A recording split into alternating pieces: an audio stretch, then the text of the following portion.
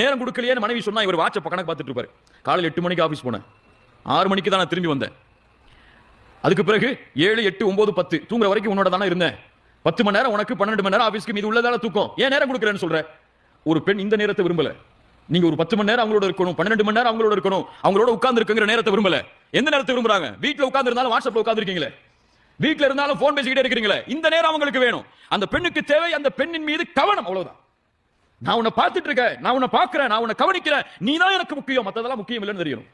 அந்த பெண்ணுக்கு என்னை விட இவருக்கு போன் தாங்க முக்கியம் தெரிஞ்சா என்ன நடக்கும்? குடும்பத்துல மகிழ்ச்சி இருக்குவா? அந்த பெண் சந்தோஷத்தை கொடுப்பாளா?